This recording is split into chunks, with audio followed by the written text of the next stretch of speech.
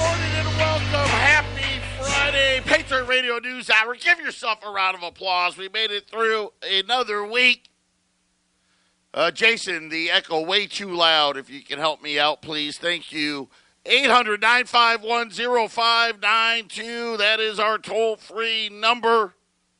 The website at allamericangold.com. Make sure you check it out. It's the greatest website in the business. Make it part of your daily routine. Keep you in the know. It's heating up here in the Valley of the Sun. 100 degrees just around the corner. Where are we at? Oh, it was Jobs Day today. And it was quite a number. It was on the, well, I'll say this, you know what? I thought it was pretty good. I really did. And then you started seeing some of the details come out. And you started scratching your head thinking, maybe not so good. I wasn't sure. And then I started, something I normally don't do is, because I was here, when the number came out, I was already here at work. Came out about 5:30 Arizona time. And I turned on my laptop and started listening to the idiots on TV. And even they were scratching their head. The headline number was up 190, I think it was 196, something like that, 196,000. I mean, the headline number was good. It was good. The rest of it, though, that's where the trouble started. In the next segment, we'll break it all down. The president came out this morning. Once again, going after the central bank. Hammering Jay Powell, demanding rate cuts, blaming them for the slowdown here. And when you looked into, and again, now remember, I'm trying to put it all together. I see the headline number. I'm like, hey, that's okay. Start turning on the idiot box and guys like Kramer and even the Homer guys. The ones that no matter what the number is tell you how great it is. Even they were like, could have been better. And then the president comes out and says that the central bank needs to cut rates, right? We're seeing all of this happen. And I'm starting to get a little concerned. It's one thing when Larry Kudlow does it. I mean, I don't really take anything Larry Kudlow says very serious to begin with. By the way, for those of you that don't know who that is, he's just the economic advisor of the country. But before he did that, he used to be one of the guys on the idiot box. He's a big cheerleader. That's what he is. He's a cheerleader guy. We all have friends like that.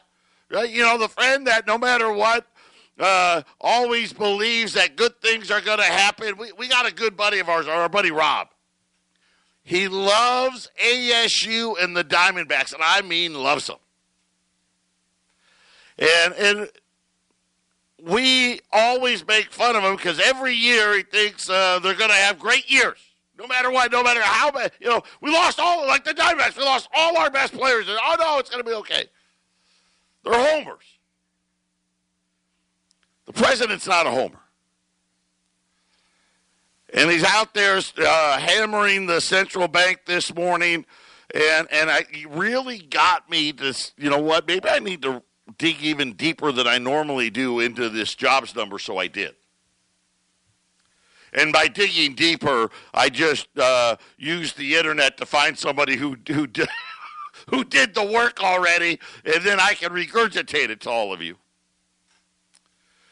So we'll go over that after the break. I'll give you at least a part of what the president said yesterday. Some interesting comments out of Saudi Arabia.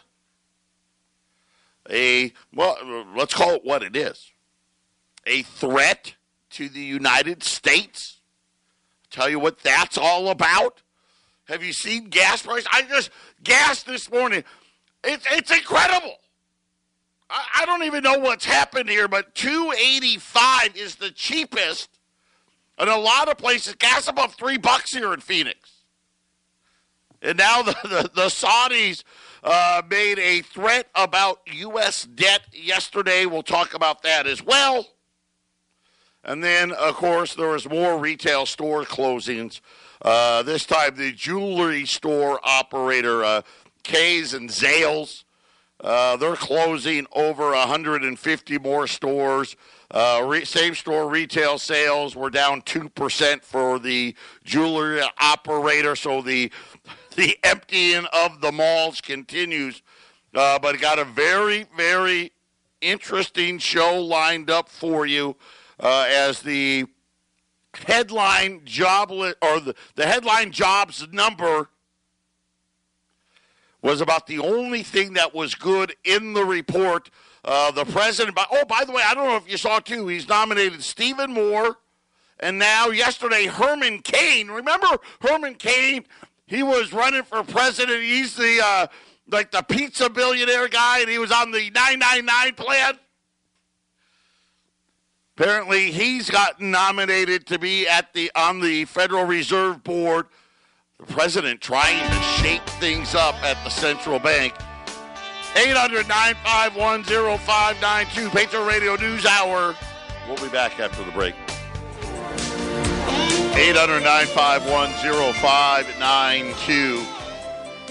Before anybody gets any crazy ideas about the headline jobs number, which actually masked signs of pervasive weakness in employment, not only in wage growth, the quality of the jobs, the type of jobs. Anybody thinking about raising rates better think again, as the president slammed the central bank this morning in a group of reporters in D.C.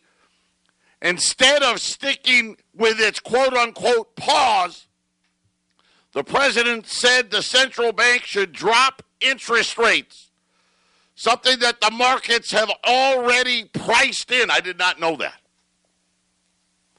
I guess the markets are already pricing in an interest rate, or I guess an interest rate cut. I don't know. Adding that the central bank has really slowed the American economy. Setting aside how do you say it? Listen, the president wants the economy to be better.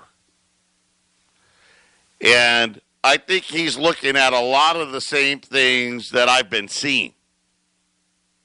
Right? When you kind of peek under the hood, things are good in certain spots. Some of the spots where things were really good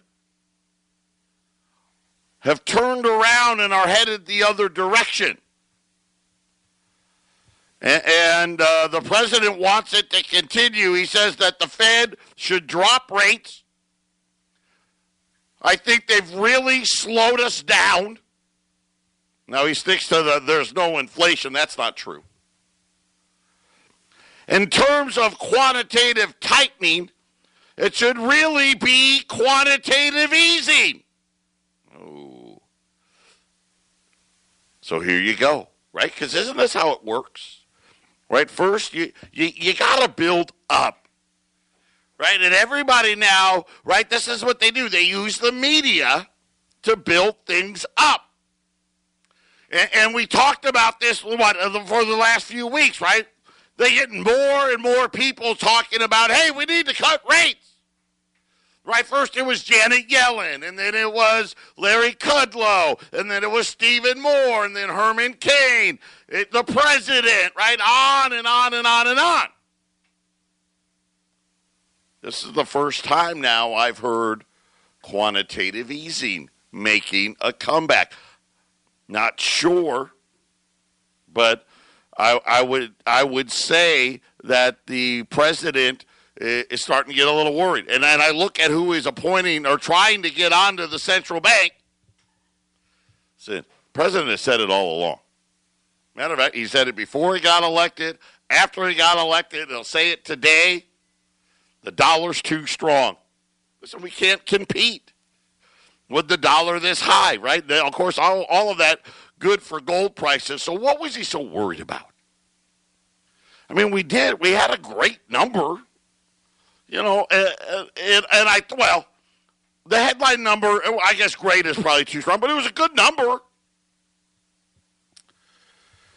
Well, we started to look into it. So remember, we get two different numbers. Okay, you get the jobs number, right? The headline number, the one that you'll see splashed across the idiot box. That was 196,000 jobs created in March. Okay? Then you get the number from the household survey. And this is where you get your unemployment rate. But in that household survey, they also do a very good job of telling you the not necessarily the type, right? Well, and by type, like, is it a healthcare job? Is it an education job, a manufacturing job, a retail job? But the quality of the job, right? The household survey, you get the quality of the job. The household survey showed that the number of employed workers, okay, so just think about it this way. At the end of February, we had, somewhere around 157 million people employed, okay? Just right under that number, 157 million. I'll give you the exact, give me a second here. I know it's live radio, so you can't see me tapping on my calculator. We had 156,949,000 people working. Right, and we're somewhere, now with all the illegals, somewhere approaching, 325 million people in the country? So essentially we have just under, one person working for every two people in the country. Right, so half, a little over half the country isn't working. Now, some of them aren't of working age, obviously, right? And some of them are way too old, so, but that's where we're at. And then they said, hey, we created 196,000 jobs. So you're like, oh, okay, well, that's good. That's a good number. Right, that should really help.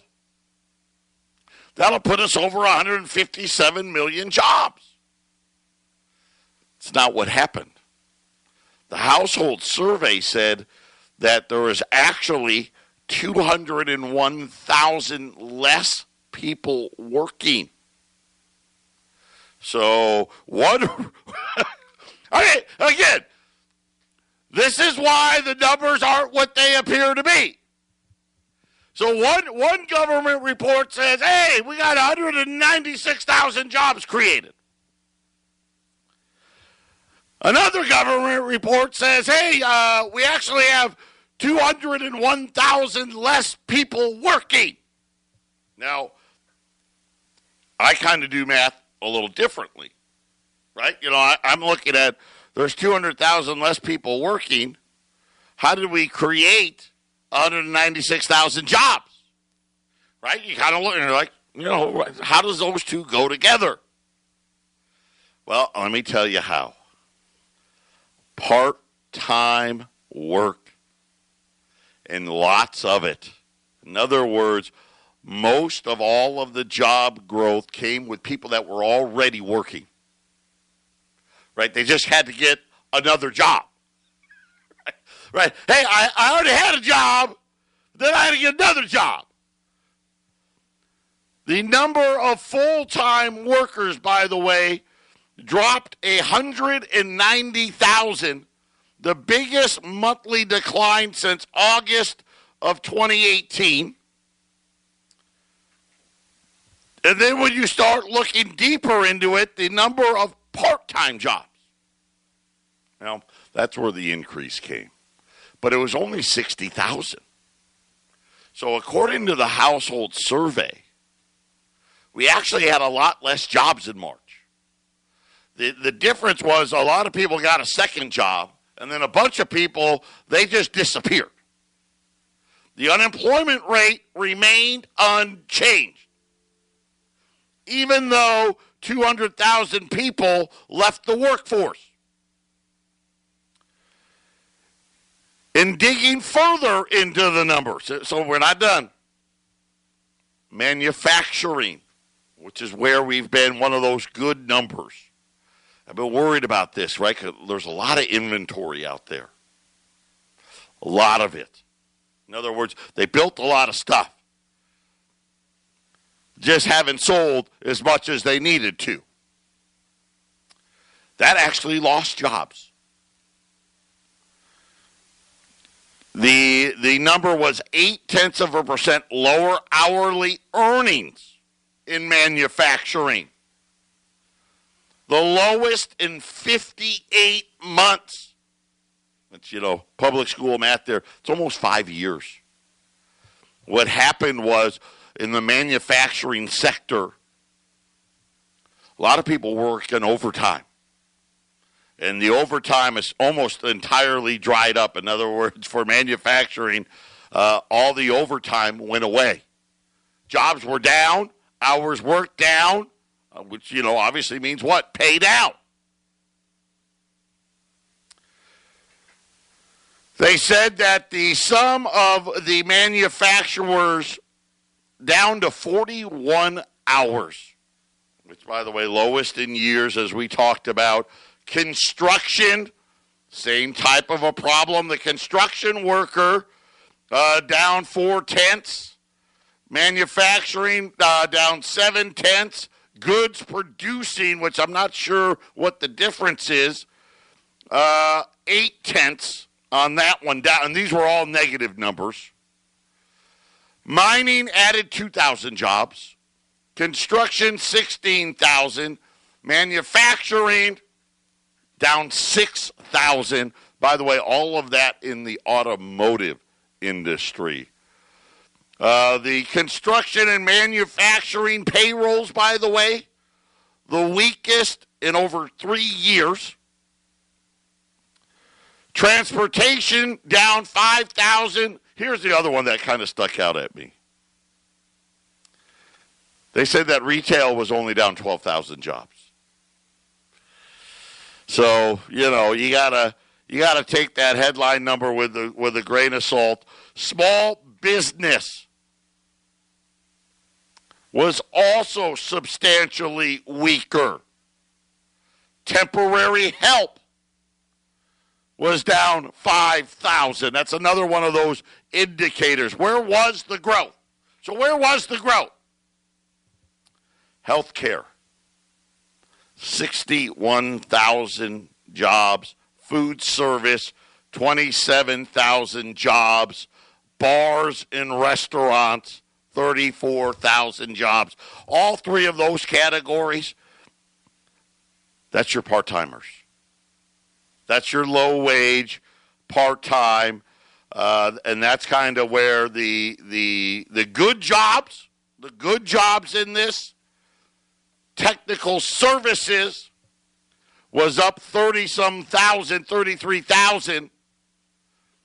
Mostly computer system design. So if you're looking for where you want to go, I guess computer system design, that made up 1/3 of the good paying jobs in the report. So that's what's got everybody nervous today.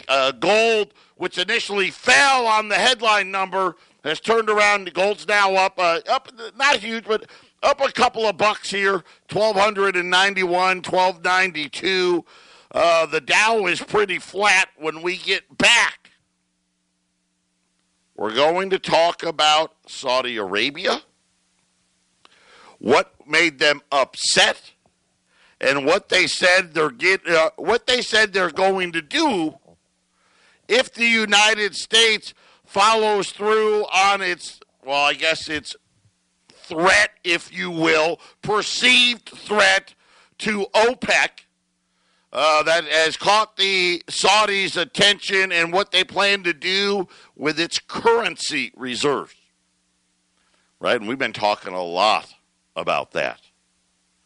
Right? Remember, every month now, month after month after month, we got to sell more debt. Problem is, it started to become what? A lot more debt. China stopped buying. Japan stopped buying. Russia flat out sold. And now the Saudis said, hey, you know what? We may be the next country to ditch the dollar. I'll tell you all about that when we return. 800-951-0592. Patriot Radio News Hour. I know. What a Friday, right? Don't touch that dial. This is the Phyllis Schlafly Report, a daily broadcast from Phyllis Schlafly Eagles, a national volunteer organization founded by Phyllis Schlafly and continuing to uphold her legacy by honoring family values, opposing radical feminism, and representing a conservative perspective in our nation's capital. Now, the president of Phyllis Schlafly Eagles, Ed Martin. Leftist politicians like Representative Alexandria Ocasio-Cortez of New York have been touting a dangerous new bill called the Green New Deal. Ocasio-Cortez is making so many waves in Congress that she's known now by her initials, AOC. Defeated Senator Claire McCaskill of Missouri expressed dismay at the attention given to AOC, but she appears to be the future of the Democratic Party. An entrenched Democrat was routed by AOC in the primary, and many Democrats are fearful of the same fate if they oppose the new progressive agenda pushed by AOC and other socialists. Senator Bernie Sanders has long been the face of socialism, and he has eagerly thrown his support behind the Green New Deal. That's not something we should take lightly. Let's not forget that he nearly won the Democrat nomination for president in 2016, and he could be the standard bearer for the Democrat Party in 2020. Already, more established Democrats are supporting the Green New Deal, including presidential candidates Senator Kamala Harris, Senator Kirsten Gillibrand, and Senator Elizabeth Warren. It should come as no surprise that this array of socialists and liberals are jumping at the opportunity to support the Green New Deal. Full-scale socialism with strict government control of production and energy use would be necessary to implement the Green New Deal. Even before diving into the specifics of the Green New Deal, one has only to look at the underlying principle of this deal to see its shortcomings. The basic premise of the bill is that Americans need to be totally controlled by the government so the planet can be saved. Not only do individual consumers need to be controlled, but every business in every industry needs to be subjected to this control. Entire industries would need to be shut down completely and remade in the image of the bureaucracies at the EPA. This is a kind of tyranny that would make George Orwell flinch. AOC's Green New Deal isn't a new deal for the American people. It's a new deal for the politicians and bureaucrats so they can expand their power. Do your part by standing with me against this attack on our freedom. This has been the Phyllis Schlafly Report from Phyllis Schlafly Eagles. It's no secret that globalists are bent on destroying Western culture. Whether the threat comes from inside or outside our borders, America must be protected from cultural Marxism and those who would deny American sovereignty. We're seeking your insight at phyllisschlafly.com. That's phyllisschlafly.com. And join us again for the Phyllis Schlafly Report. 800-951-0592. This is what we have now. Because we have this central bank that are a bunch of clowns. Right? We elect these politicians that like to spend our money that we don't have. Now we're so reliant upon the rest of the world, we're now vulnerable. So this isn't the first time, right? The first time Saudi Arabia threatened to do it was when we were going to allow the Saudi government to be held responsible for 9/11. Which, let's face it, we all know that they were involved, if you believed it actually happened. Well, we know it actually happened, but you know what I mean. Cover up, terrorist attack, you decide. But the Saudis threatened back then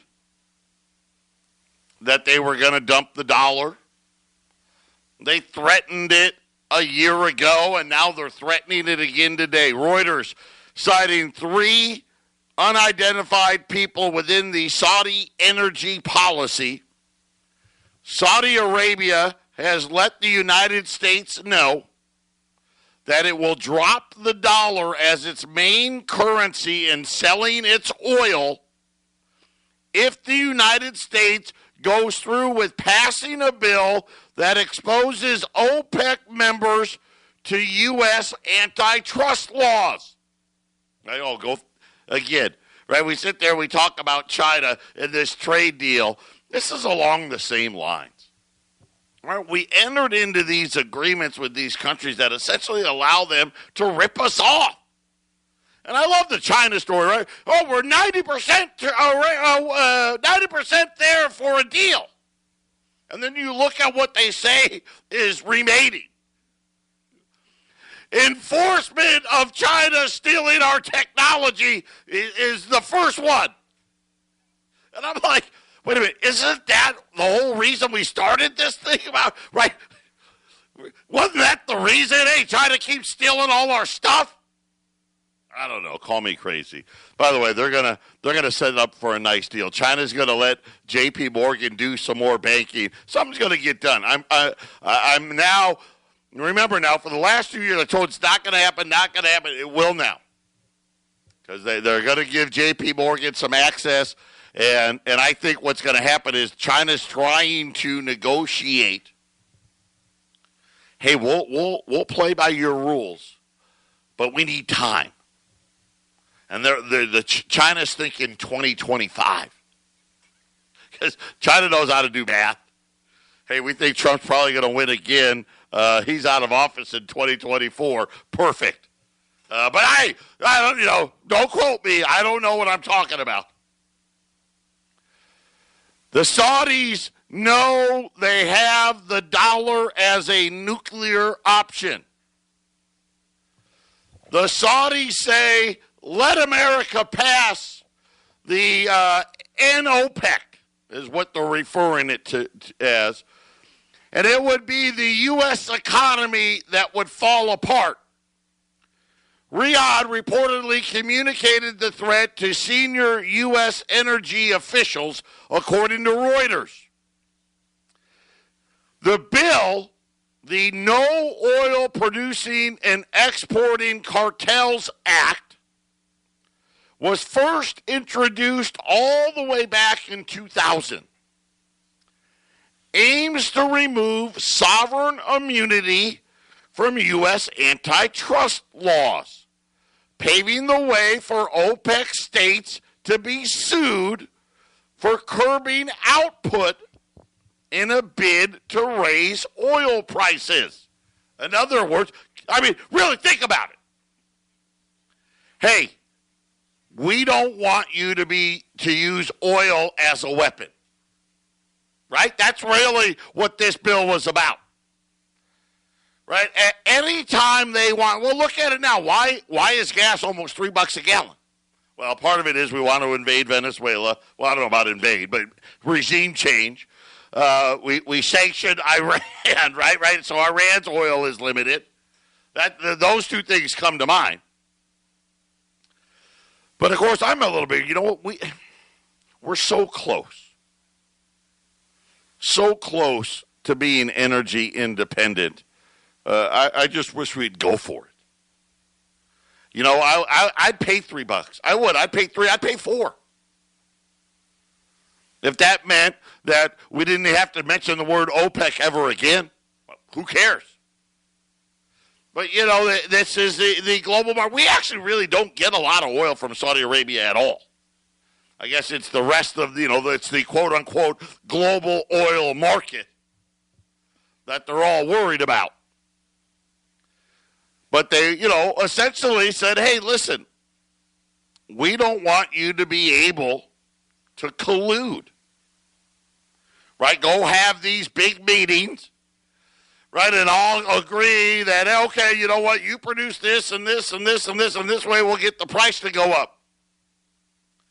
The bill has never made it to law, despite numerous attempts. The legislation has gained momentum since President Trump came to office. Just another one of these little things.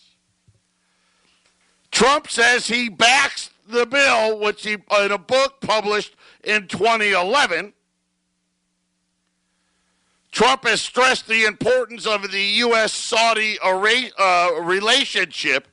A move by Saudi Arabia to ditch the dollar would resonate well with big non-OPEC oil producers such as Russia, as well as major consumers such as China and the EU, which have been calling for more moves to diversify global trade away from the dollar and dilute the U.S. influence over the world economy.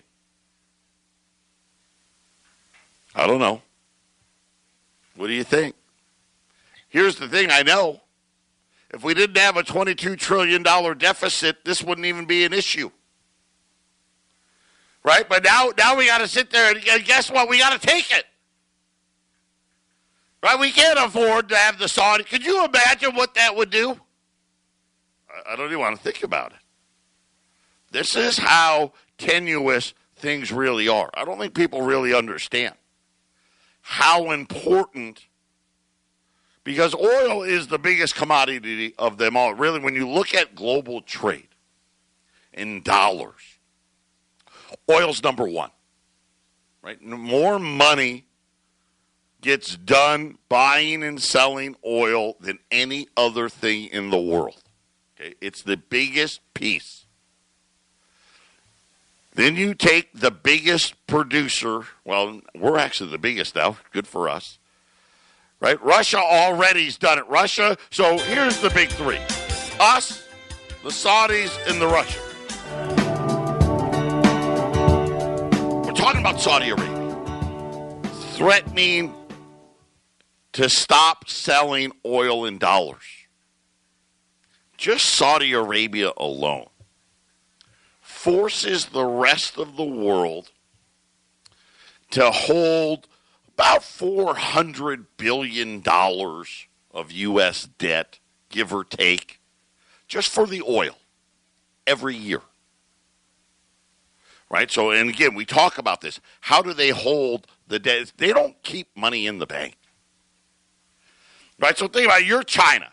Right? China knows, hey, okay, well, it's April now, and they're looking ahead. And they know, hey, come September or October, November, we're going to need this many barrels of oil. They don't leave the money sitting in the bank. They buy treasuries. Right? Hey, we're going to buy 6-month treasuries at the debt auction that the U.S. has every day. And then 6 months from now, we're going to use that money to pay for the oil. Because they know, listen, the governments, they don't keep the money in the bank. That's for us suckers. And now the Saudis seemingly now starting to threaten this more and more. Anything we try to do that they don't like, this is always their go-to card. What's changed? They never used to make a threat like that. I mean, obviously the size of our debt, number one, but it's China. China is compelling Saudi Arabia to trade oil in Chinese yuan. And when this happens, the rest of the oil markets are going to follow suit, according to Carl Weinberg, chief economist of high-frequency economics, said to CNBC. By the way, China's been prompting the Saudis now ever since they became a reserve currency. Remember, the Russians buying gold, China's buying gold, Turkey's buying gold, right? I mean, right? We're starting to see all these countries starting to buy gold. The Saudis obviously been talking about a global back Mideast currency. China has become the dominant global player when it comes to oil demand. China is the biggest importer of oil on the planet, and Saudi Arabia has to pay attention because even as much as 1 or 2 years from now, Chinese demand will dwarf that of the United States. I believe that yuan pricing of oil is coming, and as soon as the Saudis move to accept it, as the Chinese will compel them to do, the rest of the oil market will move with them. By the way, since 1974, Saudi Arabia has accepted payments for nearly all of its exports in dollars. Right? So think about one of the things that the central bank did. We went full fiat in 1971. One of the first things they did, right, was, hey, become buddy. Now we know, why do we tolerate the Saudi regime? This is it, right here. As China imports more and more oil from countries across the world, the idea of having to purchase the same oil in dollars has become increasingly irritable to Beijing. China has been seeking to ratchet up the pressure on Saudi Arabia over the form of currencies in which their oil trades is conducted. Which, by the way, how have they been doing it? Well, they've been buying less and less oil from the Saudis. So, moving out, here you go. I was looking for the number. So the Saudis alone, right, I said, 400 or 500 billion, moving the oil trade out of dollars. $600 to $800 billion is the number. So I was a little light. See, even when I try to be, on it, I was a little like $600 to $800 billion. That's an annual number. And you think about, that's almost $1 trillion. That no longer need to be U.S. Treasuries need to be bought in. Very interesting, right? So we're sitting there, we're watching all this play out. Everybody's focused on the U.S.-China trade deal. Then we find out, behind the scenes, China's pressuring the Saudis, and it seems like it may be working. Patriot Radio News Hour, final segment before we head out for the weekend. Isn't it interesting putting another piece of the puzzle together? We sit there, we find out, right, gold's now a tier 1 asset. And all of a sudden, all of these countries, right, now we understand why these countries said, hey, give us our gold back, why all these countries started adding. Then last year, right, we set a record since 1971. By the way, the second highest level ever of central banks buying gold. I think the highest year was 1967. And then this year, or last year, 2018, the second highest total ever of central bank gold buying. And you think central banks really hadn't bought any gold from like 1971 to like 2005? They were sellers. Now they're all buyers. And now we're kind of hearing about China pressuring the Saudis into selling oil, right, in Chinese renminbi, right, Chinese yuan. And you think just the oil trade, just under $1 trillion a year. So, it's big money. Right? You're starting to, kind of feel the squeeze of the U.S. Role in the reserve currency, right? We talked about it the other day. Right? We're down to 61%. In 2000, We're at 75%. 75% of the world held their wealth in dollars, right, in treasuries. It's down to 61 and falling. I mean, let's face it, if Saudi goes through with it, right, we'll be in the 50s real quick. Right now, quick look here before we had gold's up a couple, $12.91 and change. Silver just turned positive. Silver's at 15.11. The Dow is up 15 points right now as the higher jobs number offset by the devil in the details, if you will. Platinum. Have you seen it? Yeah. $8.96 on platinum. I told you that was a great buy. Although all of you that took my advice, here it comes. Platinum, $896. Palladium, $1360. Rhodium, $2,700. Today I've got a silver special, silver rounds. Assorted. They're all different kinds of silver rounds. $320 a roll. That puts your cost at 89 cents over spot at 800-951-0592. You know me, I love being close to spot. U.S. silver rounds, 89 cents over, $320 a roll.